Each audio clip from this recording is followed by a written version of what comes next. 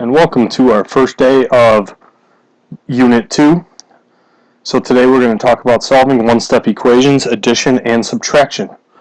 So first off, our goal is to get the variable alone on one side of the equation. Okay, to do this, what we are going to do is do what is called as the inverse operation, or the opposite operation from what is shown. If addition is being shown, such as x plus 4, we are going to subtract. If subtraction is shown, such as x minus 3, we are going to add. Now that is all we're going to talk about today, as we will talk about multiplication and division tomorrow. So let's look at how we're going to do this. When solving, you need to isolate the variable by performing the same operation to both sides of the equation. Now this is key. Both sides of the equation. Yes, there are two sides to an equation. The operation that is being performed should be the opposite of what is written in the equation. So let's take a look here. First off, you should always look at the equation to see if you can combine like terms. 12 minus 5, both like terms, so go ahead. X equals 12 minus 5 is 7.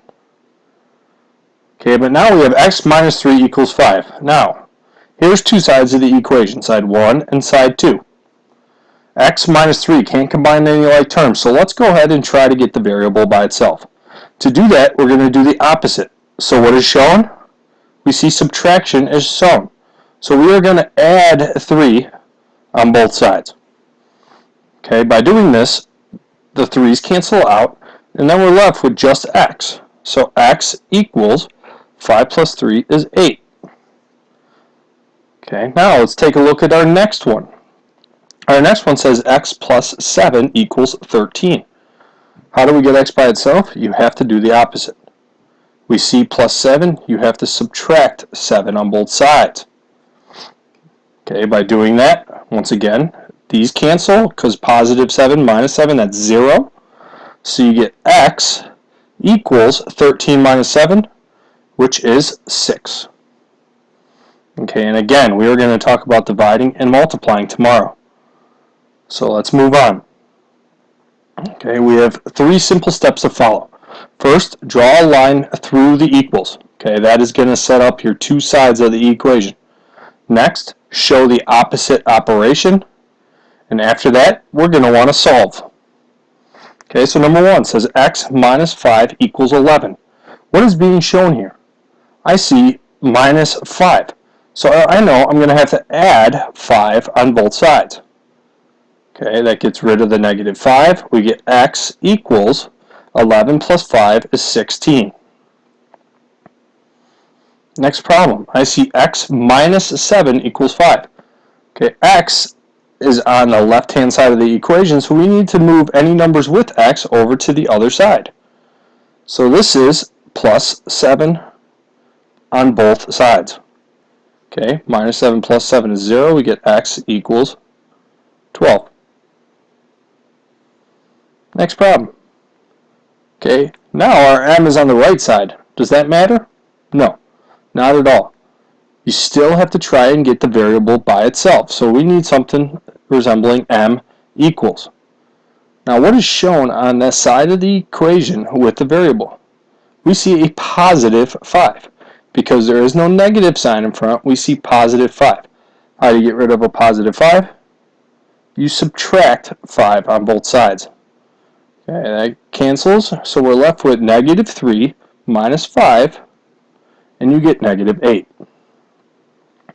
Now see how I'm constantly, first step is drawing a line down the equal sign. Okay, this is allowing me to see both sides of the equation. So here we have g plus 7. Now how are we going to get rid of that plus 7? What's the opposite? I know, a negative 7, so we're going to subtract 7 on both sides.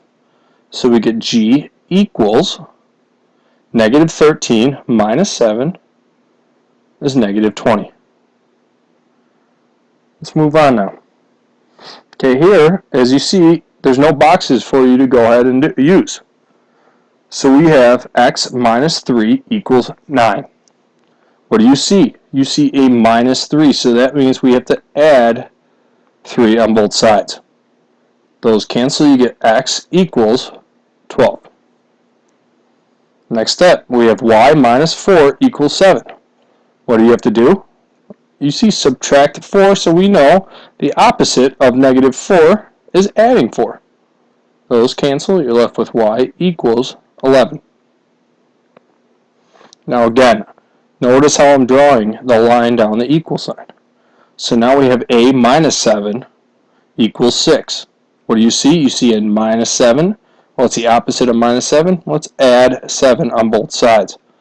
That gets rid of our 7s on this and left with just a. 6 plus 7, 13. Last problem. Y minus 6 equals 2. What do you see? We see a minus 6. Let's go ahead and add a 6 on both sides. Why? Because that is the opposite of negative 6. So negative 6 plus 6 is 0, so that's why they're canceled out. We get y equals 8. Now, why don't you go ahead and try some on your own. And remember, when you are done, please show me before you do the quiz.